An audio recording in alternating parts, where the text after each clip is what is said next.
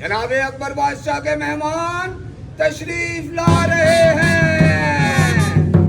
ओए एवें ही नहीं आए, लगदा पंजाबी कॉन्फ्रेंस का सद्दा लेके आए ने। ਤੀਜੀ ਇੰਟਰਨੈਸ਼ਨਲ ਪੰਜਾਬੀ ਕਾਨਫਰੰਸ 5 ਤੋਂ ਲੈ ਕੇ 7 ਦਸੰਬਰ ਤੱਕ ਪਿਲਾਕ ਕਜ਼ਾਫੀ ਸਟੇਡੀਅਮ ਲਾਹੌਰ ਦੇ ਵਿੱਚ ਹੋਏਗੀ। ਆਓ ਸਾਰੇ ਰਲ ਮਿਲ ਕੇ ਗੱਜ ਵੱਜ ਕੇ ਆਓ, ਪੰਜਾਬੀ ਹੋਣ ਦਾ, ਪੰਜਾਬ ਦੇ ਪੁੱਤ ਹੋਣ ਦਾ ਸਬੂਤ ਦਿਓ ਤੇ ਸਾਰੇ ਰਲ ਮਿਲ ਕੇ ਮਾਂ ਬੋਲੀ ਪੰਜਾਬੀ ਦਾ ਮਾਣ ਵਧਾਈਏ। ਪੂਰੀ ਦੁਨੀਆ ਤੋਂ ਪੰਜਾਬੀ ਇਕੱਠੇ ਹੋ ਰਹੇ ਨੇ ਤੇ ਇੱਥੇ ਪੰਜਾਬ ਵਾਲੇ ਪੰਜਾਬੀ ਵੀ ਸਾਰੇ ਰਲ ਕੇ ਪਹੁੰਚੋ ਪੰਜਾਬੀ ਕਾਨਫਰੰਸ ਅਲਹਮਰਾ ਹਾਲ ਕਜ਼ਾਫੀ ਸਟੇਡੀਅਮ। ਆਓ ਪੰਜਾਬੀ ਤੇ ਪੰਜਾਬ ਦੇ ਮਸਲਿਆਂ ਦੀ ਗੱਲ ਕਰੀਏ। ਮਸਲਿਆਂ ਦੀ ਗੱਲ ਕਰਾਂਗੇ ਤੇ ਮਸਲਿਆਂ ਦਾ ਹੱਲ ਨਿਕਲੇਗਾ। ਆਓ ਪੰਜਾਬ ਦੇ ਹੱਕਾਂ ਦੀ ਗੱਲ ਕਰੀਏ। ਆਓ ਆਪਣੇ ਪੰਜਾਬੀ ਹੋਣ ਦਾ ਸਬੂਤ ਦਿਓ। ਸਾਡੀ ਮਾਂ ਬੋਲੀ ਸਾਡੀ ਸ਼ਾਨ, ਸਾਡੀ ਮਾਂ ਬੋਲੀ ਸਾਡੀ ਸ਼ਾਨ।